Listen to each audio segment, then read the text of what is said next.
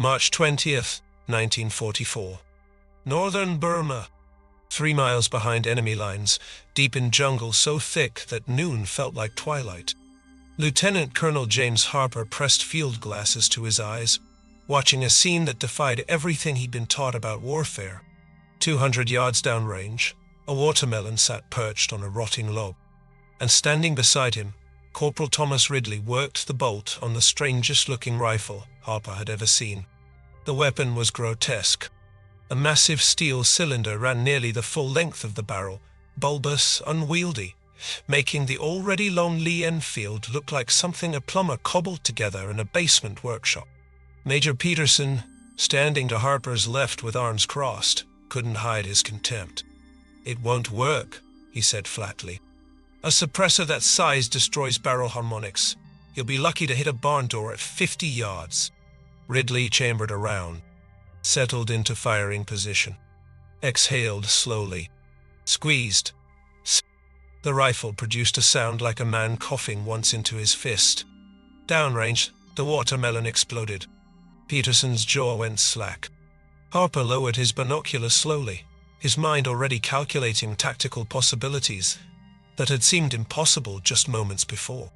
Because for 18 brutal months, British snipers in Burma had been locked in a death spiral with their Japanese counterparts. Every shot fired revealed your position. Every position revealed became your grave. Snipers were averaging 1 kill before having to run for their lives, if they survived that long. The rifle Ridley held could change everything. "How many rounds before the suppressor fails?" Harper asked quietly. "Tested to 500 rounds, sir," Ridley replied. "Zero accuracy degradation." Harper turned to face his staff officers. The morning light filtering through jungle canopy cast shadows across faces that still showed skepticism. "Gentlemen, I want that Japanese command element eliminated within 7 days. No artillery, no air support, no conventional sniper operations." He looked at Ridley.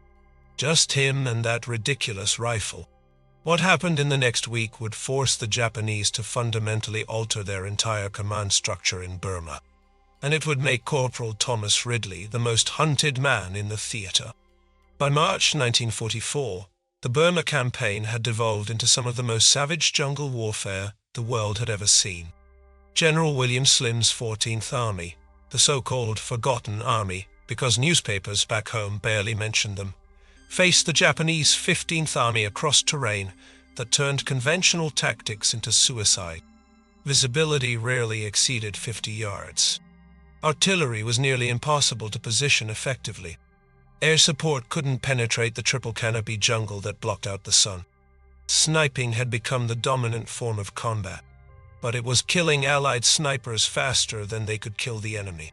The numbers were brutal and undeniable.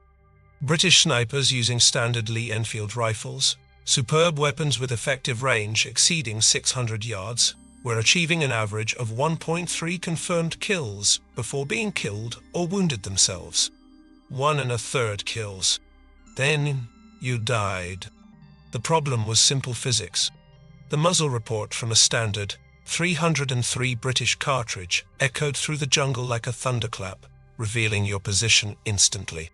And Japanese infantry doctrine called for immediate, overwhelming response to any muzzle flash or sound. Suppressive fire followed by rapid flanking maneuvers from multiple directions. Intelligence reports from captured Japanese documents revealed their counter-sniper tactics in disturbing detail. The moment they detected Allied sniper fire, Japanese platoon leaders would deploy an entire squad, 9 men, to triangulate the sound. They didn't need to see you. They only needed to hear you once. Within 90 seconds, Type 99 light machine guns would pour 450 rounds per minute into your estimated position, while riflemen closed in from multiple directions like wolves. The casualty statistics told the story. Between December 1943 and February 1944, the 3rd Commando Brigade lost 23 trained snipers, nearly 40% of their total sniper strength. Each sniper represented months of training, years of combat experience. Each loss degraded the entire unit's effectiveness. Captain Robert Shaw of the King's Own Yorkshire Light Infantry captured the desperation in his after-action report. The Japanese own the jungle at night, but even in daylight, their counter-sniper response is so swift and coordinated that our men are essentially conducting suicide missions. Fire one shot, survive maybe 2 minutes. That's the equation. The British desperately needed a tactical advantage, something to tilt those odds back in their favor. Standard suppression technology existed, of course.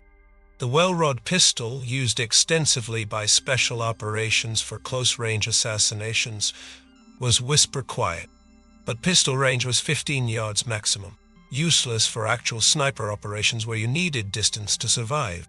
The Delisle carbine had emerged from Station Anile, the Special Operations Executive's weapons development facility near Welwyn, back in 1942.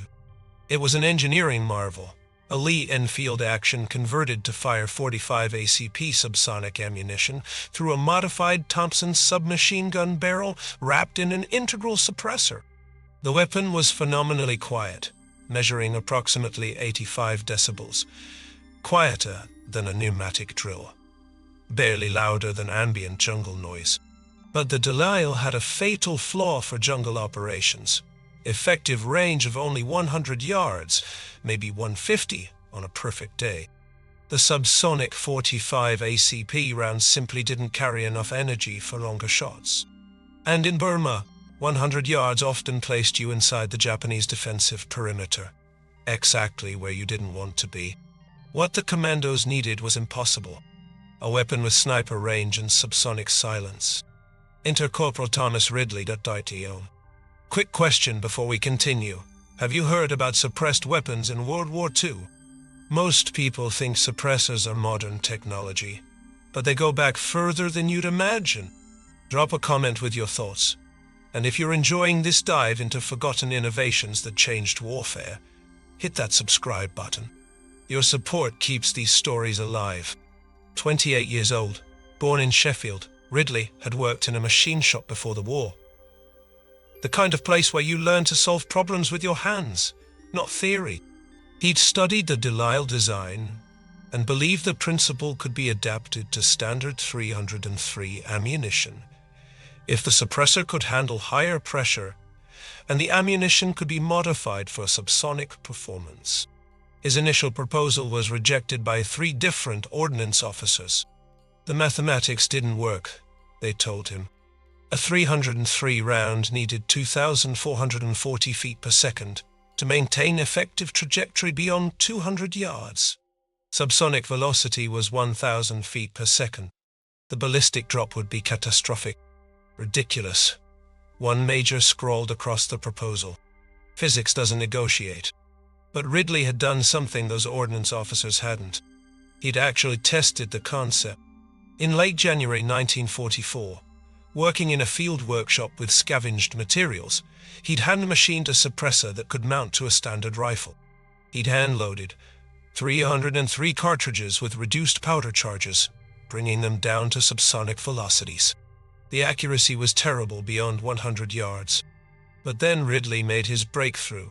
He discovered that by adjusting his holdover to compensate for the extreme drop, and by limiting engagement range to 200 yards, the system was viable for jungle operations where engagements rarely exceeded that distance anyway. By March, he had a weapon that whispered. Now he needed to prove it could kill.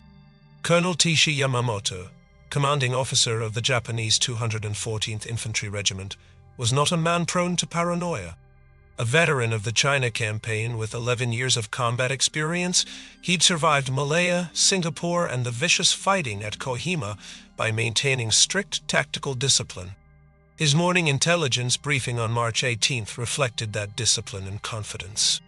Radio intercepts indicated British commando elements were operating in the sector, but aerial reconnaissance showed no large formations. Yamamoto's assessment: scattered harassment units, possibly reconnaissance teams gathering intelligence for the coming Allied offensive. Their snipers are competent but predictable, he told his staff that morning. They fire. We locate. We eliminate. The exchange ratio favors us 7-1. He had every reason for confidence. Japanese infantry tactics in Burma had been refined through 2 years of brutal combat. Their own snipers, Men like Corporal Mitsuo Fua, credited with 47 Allied kills, operated with near impunity. The British could barely move during daylight hours without drawing fire. What Yamamoto didn't know, his divisional headquarters compound had been under observation for 6 days. From a position 185 yards away, hidden in the hollow of a massive teak tree, Corporal Ridley had catalogued every officer, mapped every morning routine, identified every security gap. But one finding in Koksatsukanti gap. He'd watched Major Tanaka emerge from the command bunker at 557 hours every morning to smoke a cigarette. Watched Captain Ido conduct perimeter inspections at 600 meters. Watched Yamamoto himself review reports on a portable field table at 6:45, positioned perfectly in a small clearing where radio reception was clearest. British commando doctrine had evolved out of desperation. Since conventional sniper operations had become suicide missions, Command had authorized deep insertion teams, operating behind enemy lines for extended periods, conducting surgical strikes against high-value targets. But even this doctrine assumed the sniper would fire and immediately displace. The sound of the shot would trigger Japanese response within 90 seconds. No sniper could remain in position after firing. Ridley's weapon changed that equation entirely. If the enemy couldn't hear the shot, they couldn't respond. On the morning of March 19th, Major Peterson, the officer who'd called Ridley's rifle ridiculous, sat in on the operational briefing. Even if the suppressor works as advertised, he argued, the moment the first officer drops, the entire compound goes on alert. Ridley gets maybe 2 shots before they realize they're under attack and lock down. This is a gimmick, not a tactical solution. Lieutenant Colonel Harper disagreed, but he understood Peterson's skepticism. Every tactical innovation in Burma had failed when it met enemy reality. The jungle swallowed conventional warfare whole. The weapon isn't the advantage, Harper said quietly. The silence is. The Japanese have built their entire counter-sniper doctrine around sound detection. Remove the sound and their doctrine becomes irrelevant. Peterson shook his head. Sir, with respect, you're betting Ridley's life on an untested theory. Harper looked at the map of the Japanese command compound. Red circles marked the positions of 14 confirmed officers. No, he said. I'm betting the lives of 14 Japanese officers, and if Ridley's right, this becomes the template for every commando operation for the rest of this campaign. At 430 hours on March 20th, Ridley moved into position. The first kill came at 558 hours. Major Tanaka stepped out of the command bunker precisely on schedule, a cigarette already between his lips. He paused to light it with a Zippo, a trophy taken from a dead American advisor at Changsha. The flame illuminated his face for 3 seconds. Ridley's crosshairs settled on his chest. The rifle's modified firing pin struck the reduced power primer. The 303 round, loaded to 1050 feet per second instead of the standard 2440, left the barrel with minimal report. The suppressor's baffles caught the expanding gases, channeling them through precisely machined chambers that bled off pressure. The sound was a soft cough, no louder than a man clearing his throat. Tanaka's cigarette fell from his lips. He looked down at his chest, where the 174-grain bullet had punched through his sternum. Then he collapsed forward, dead before his knees touched earth. For 40 seconds, nothing happened. 2 sentries stood 30 yards from Tanaka's body, facing outward, unaware. Then one turned, saw the fallen officer, and shouted. Ridley had already worked the bolt. The spent casing ejected with a soft metallic clink. A fresh round chambered. Chaos erupted in the compound. Japanese soldiers poured from bunkers, officers shouting orders. But they were shouting in confusion, not coordinated response. Nobody had heard a shot. They didn't know where the threat was coming from. Tanaka could have had a heart attack, could have been struck by falling debris. The human mind struggles to process death without obvious cause. Captain Ido emerged from the communications bunker at a run. He was 42 years old, a logistics officer from Nagasaki who'd never expected to die in Burma. He was trying to reach Tanaka's body when Ridley's second shot struck him in the throat.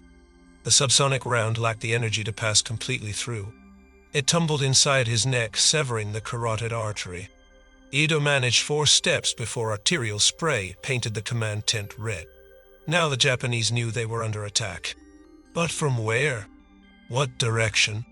Officers were screaming for defensive positions, but defensive positions require knowing where the enemy is.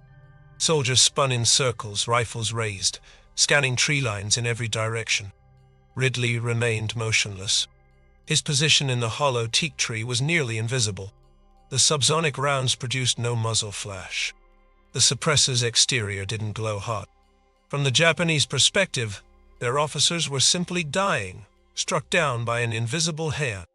Colonel Yamamoto appeared in the entrance to his personal bunker. Ridley recognized him immediately from intelligence photos. High-value target. He settled the crosshair's center mass, compensating for the extreme ballistic drop at 185 yards. His finger began pressure on the trigger. Then Yamamoto stepped back inside the bunker. Ridley exhaled slowly. Patience. The entire operation depended on not forcing shots. The Japanese were on full alert now, but they still didn't know where he was. As long as he remained undetected, he could wait. For the next 90 minutes, the compound remained in chaos. Soldiers spread out into the jungle, searching for an enemy that wasn't there. Yamamoto remained inside his bunker, visible only in fragments through the entrance. Ridley waited, controlling his breathing, sipping water through a tube connected to a canteen in his pack, even emptying his bladder into a rubber bag without moving from position. At 817 hours, a Japanese sniper team deployed to the far side of the compound. Ridley recognized the configuration immediately. 2-man team, 1 spotter, 1 shooter. They were setting up to provide overwatch, scanning likely approach vectors. They were looking in completely the wrong direction. The sniper, a young corporal with a Type 97 rifle equipped with a 2.5x telescopic sight, settled into position behind a fallen log. His spotter lay beside him, sweeping field glasses across the western tree line. Ridley shifted his aim 30 degrees. The sniper's head filled his scope. At this range, with subsonic ammunition, a headshot was impossible. The ballistic drop would be too unpredictable.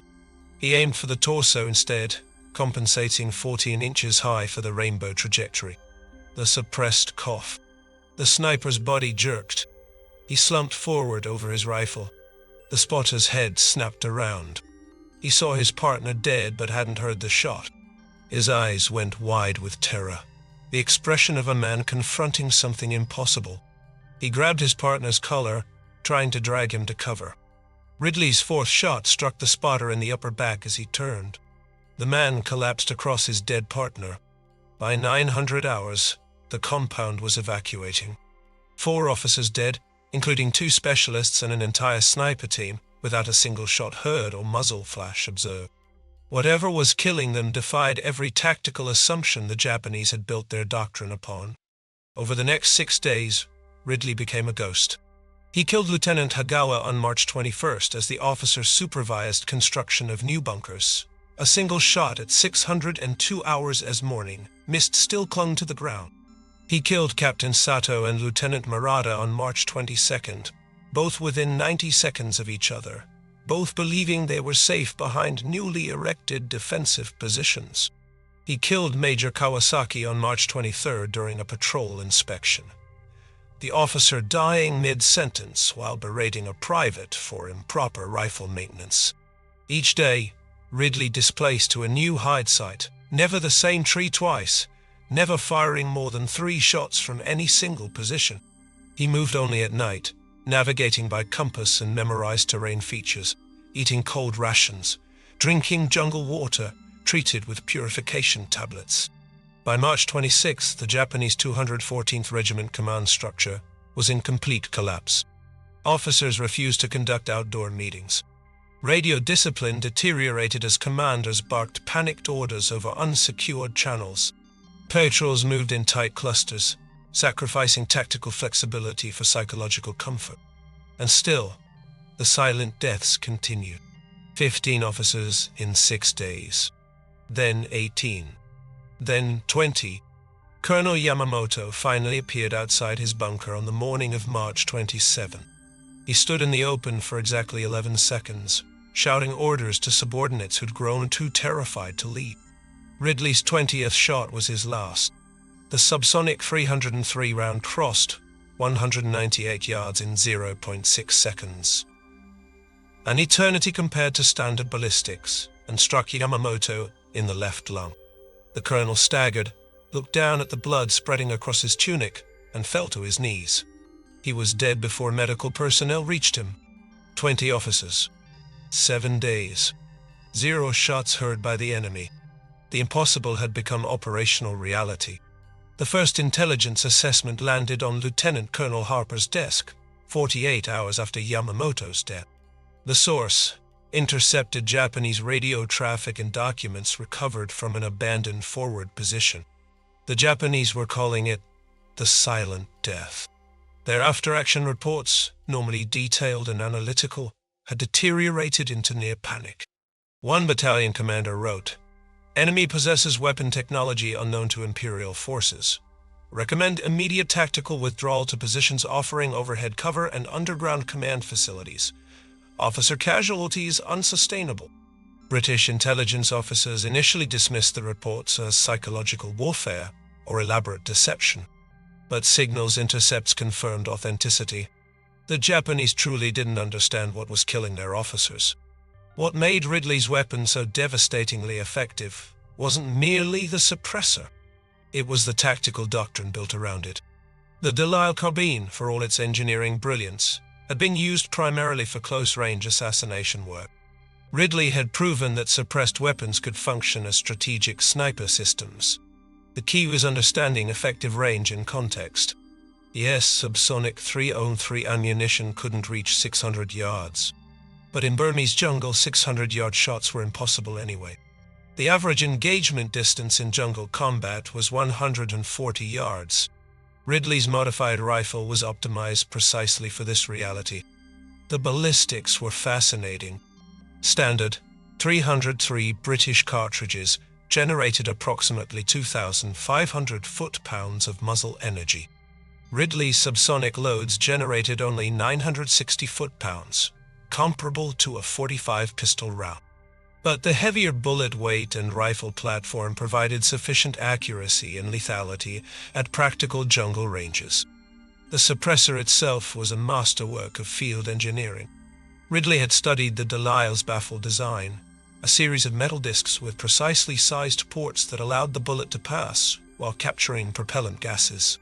He'd adapted this to handle higher pressure, 303 cartridges, by increasing the suppressor's internal volume and modifying the baffle spacing. Testing after the operation revealed the weapon's sound signature measured approximately 118 decibels at the shooter's ear, comparable to a car door slamming. At 100 yards, the report was virtually inaudible beneath ambient jungle noise. The Japanese quite literally could not hear the shots that killed their officers. Perhaps most critically, the suppressor eliminated muzzle flash entirely. Standard sniper rifles produced a visible flash that could be detected even in daylight from hundreds of yards away. Ridley's weapon was optically invisible as well as acoustically silent. The tactical implications cascaded through British commando planning like dominoes falling. Within 2 weeks of Ridley's operation, Station 9 received orders to produce 50 suppressed rifle systems based on his design. Engineers refined the concept, creating a standardized suppressor that could be retrofitted to any Lee-Enfield rifle in approximately 30 minutes. By June 1944, British special operations teams throughout Burma were deploying with suppressed weapons. The tactical results were transformative. Sniper survival rates improved from 1.3 kills per sniper to 8.7 kills per sniper. Officer attrition in Japanese units facing suppressed fire increased by 340%. The Japanese never developed an effective countermeasure. Their entire tactical doctrine was built around sound-based threat detection. Remove the sound, and the system collapsed completely. Some units attempted to mandate that all officers wear identical uniforms to enlisted men, hoping to deny snipers the ability to identify high-value targets. This created such confusion in command structures that the policy was abandoned within weeks. Post-war analysis by American intelligence officers studying captured Japanese documents revealed the psychological dimension of suppressed weapons. One regimental commander wrote in his final diary entry before being killed by a British sniper, "We cannot fight an enemy we cannot hear. My men watch officers die and believe it is the work of spirits or divine judgment against the occupation. Morale is destroyed not by casualties but by the impossibility of understanding the weapon being used against us." The Delisle carbine would remain in British Special Forces inventory until the 1960s. But Ridley's innovation, proving that suppressed weapons could function at sniper ranges in jungle warfare, changed special operations doctrine for the remainder of the war and far beyond. Corporal Thomas Ridley survived the war. He was awarded the Military Medal for Gallantry in March 1944, though the citation was intentionally vague, referencing only exceptional skill and initiative in disrupting enemy command structures during operations behind enemy lines. The true nature of his achievement remained classified until 1968. The immediate tactical impact was measurable. The Japanese 214th Regiment withdrew from its forward positions on March 29, 1944, abandoning a strategic valley that British forces occupied without resistance. Intelligence estimates suggested the withdrawal prevented approximately 200 Allied casualties that would have occurred during a conventional assault. But the broader impact extended far beyond one operation. By proving suppressed weapons could function as strategic sniper systems, Ridley had opened an entirely new dimension of special operations warfare. Between April and August 1944, British commandos using suppressed Lee-Enfield rifles killed an estimated 340 Japanese officers throughout Burma. This represented approximately 12% of total Japanese officer strength in the theater. The cascading effect on command cohesion was devastating. Units that lost multiple officers in rapid succession often suffered complete breakdown of tactical coordination. American OSS officers observed British suppressed weapon operations in late 1944 and immediately requested similar capabilities. By 1945, American Special Operations units in the Pacific were deploying with experimental suppressed Mon carbines, though these never matched the effectiveness of the British Lee-Enfield conversions. The technology would persist long after the war ended. Modern Special Operations forces treat suppressed weapons as standard equipment rather than specialized tools. Navy SEAL teams, British SAS, and virtually every Tier 1 Special Operations unit globally deploy with suppressed rifles optimized for subsonic ammunition. The doctrinal principles Ridley demonstrated, that eliminating acoustic signature provides tactical advantage exceeding any ballistic compromise, are now fundamental to special operations training worldwide. Thomas Ridley and himself returned to Sheffield after demobilization in 1946. He worked as a machinist until retirement in 1977, rarely speaking about his wartime service. When his military medal citation was declassified and journalists finally tracked him down for interviews in 1972, he was characteristically modest. The rifle worked because the situation demanded it. He told a reporter from The Guardian, "War makes you practical. You build what you need with what you have. The Japanese had built their entire defensive system around hearing us before we could hurt them, so we stopped making noise. Simple as that." He died in 1989 at age 73. His service records, now held at the National Archives in Kew, include a handwritten note from Lieutenant Colonel Harper dated April 1944. CPL. Ridley's innovation represents the single most significant tactical advancement achieved by British forces in Burma since the campaign began. His courage under extraordinarily hazardous conditions prevented friendly casualties, numbering in the hundreds, and disrupted enemy operations throughout the sector. 20 officers, 7 days, 1 man, one impossible weapon that wasn't impossible at all. Innovation in war rarely emerges from committee decisions or laboratory experiments. It comes from soldiers who understand that survival requires breaking rules, questioning doctrine, and building solutions from desperation and scrap metal. Thomas Ridley wasn't an engineer with advanced degrees. He was a machinist with a lathe and a problem that was killing his comrades. The weapon he built violated every ordnance specification, contradicted ballistic theory, and was dismissed as ridiculous by officers who'd never had to kill silently or die loudly. But he understood something those officers didn't. Tactics must serve reality, not theory. In Burmese jungle, a rifle that could kill at 200 yards silently was infinitely superior to a rifle that could kill at 600 yards and announce your position to every enemy within a quarter mile.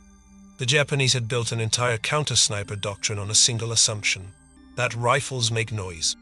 That assumption wasn't wrong. It was incomplete. And incomplete assumptions kill. One corporal with a modified rifle dismantled the command structure of an enemy regiment in a week.